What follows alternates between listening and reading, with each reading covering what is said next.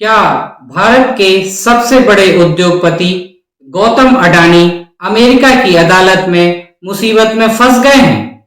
क्या अडानी ग्रुप पर विदेशी रिश्वत और धोखाधड़ी के गंभीर आरोप लगाए गए हैं? नमस्कार, मैं हूं अरविंद और आप देख रहे हैं स्टडी नेशन।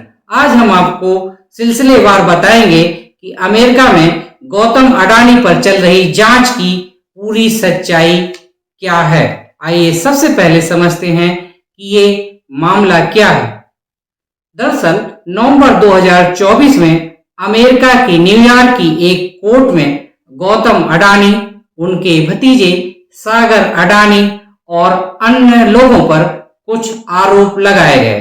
पहला आरोप यह था कि भारत में गौतम अडानी की कंपनी ने सोलर पावर प्रोजेक्ट्स पाने के लिए सरकारी अफसरों को रिश्वत दी और यह आरोप भी लगा कि यह पैसा चूंकि अमेरिकी कंपनियों और वहां के निवेशकों से जुटाया गया है और उन्होंने यह रिश्वत उन्हें बिना बताए दी। इस मामले की जांच में US department of justice DOG और एसईसी अर्थात सिक्योरिटीज एक्सचेंज कमीशन कर रहे हैं। हम आपको बता दें कि एसईसी का मतलब होता है सिक्योरिटीज एंड एक्सचेंज कमीशन। यह अमेरिका की एक सरकारी संस्था है और यह संस्था अमेरिका के स्टॉक मार्केट और निवेश से जुड़े मामलों की निगरानी और जांच करती है, जैसे भारत में सेबी संस्था होती है। और इसी एसईसी ने अडानी ग्रुप पर एक सिविल केस अमेरिका में दायर किया है। आइए चलते हैं कि देखते हैं कि किस तरह के आरोप लगाए गए हैं। तो सबसे पहले एफसीपीए का उल्लंघन का आरोप गौतम अडानी ग्रुप पर है, यानी कि विदेशी सरकार को रिश्वत देना, जो कि अमेरिकी कानून के अनुसार एक अपराध है। आइए समझते हैं कि ये एफसीपीए क्या है।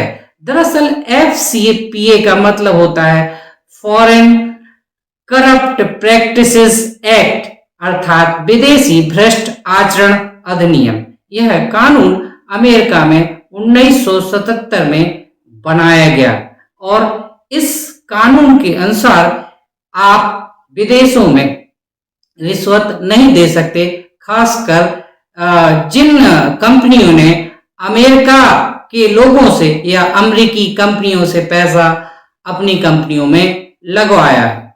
इसके साथ ही अडानी ग्रुप पर यह भी आरोप लगा कि इन्होंने निवेशकों को अडानी ग्रुप ऑफ कंपनीज की असली स्थिति नहीं बताई और साथ ही इन पर यह भी आरोप लगाया गया कि इन्होंने जानबूझकर सबूत छिपाए और नष्ट किए।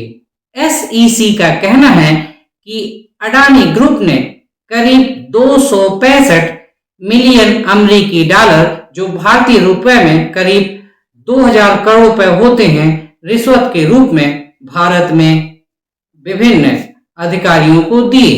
आइए समझते हैं इन आरोपों के जवाब में अडानी ग्रुप का क्या कहना है।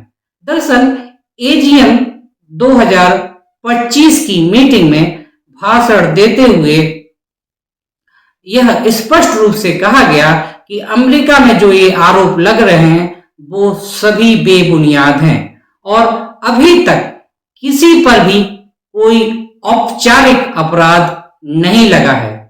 हम अपने क्लीन एनर्जी मिशन पर फोकस कर रहे हैं और अगले 5 साल में करीब 100 बिलियन अमेरिकी डॉलर का निवेश करेंगे। एजीएम क्या होता है?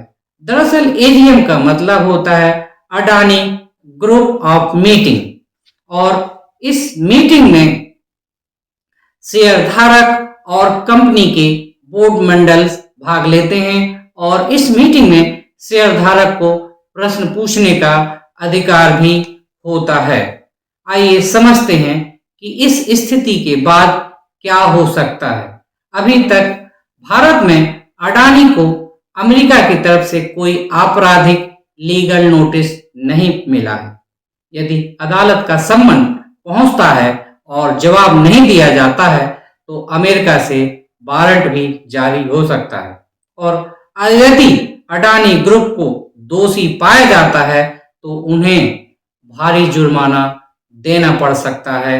अमेरिकी इन्वेस्टर्स द्वारा उनसे मुआवजा भी मांगा जा सकता है और साथ ही इससे भारत की साख को भी झटका लगेगा। आइए इस स्थिति के लिए भारत के क्या मायने हैं इस बात को समझते हैं। चूंकि अडानी ग्रुप भारत की अर्थव्यवस्था और इंफ्रास्ट्रक्चर में एक बहुत बड़ा खिलाड़ी है और अगर इस जांच में अडानी ग्रुप के खिलाफ कुछ भी गंभीर निकला तो इसका असर भारत के शेयर बाजार, निवेश माहौल और राजनीतिक वातावरण पर गहरा असर डालेगा। आइए आज का सबसे बड़ा सवाल, क्या इस जांच के द्वारा सच्चाई सामने आ सकेगी? क्या भारत का सबसे ताकतवर बिजनेस घराना मुसीबत में है या ये सिर्फ एक अंतरराष्ट्रीय राजनीति का खेल है? यदि आज का वीडियो आपको पसंद आया हो तो कृपया लाइक करें, शेयर करें और चैनल को सब्सक्राइब करें। आपका एक क्लिक हमारे हौसला अफजाई के लिए काफ़ी है और साथ ही कमेंट में यह भी बताइए कि आपको क्या लगता है, सच में अडानी ग्रुप दोषी है या नहीं। आज के लिए बस इतना ही। नमस्कार।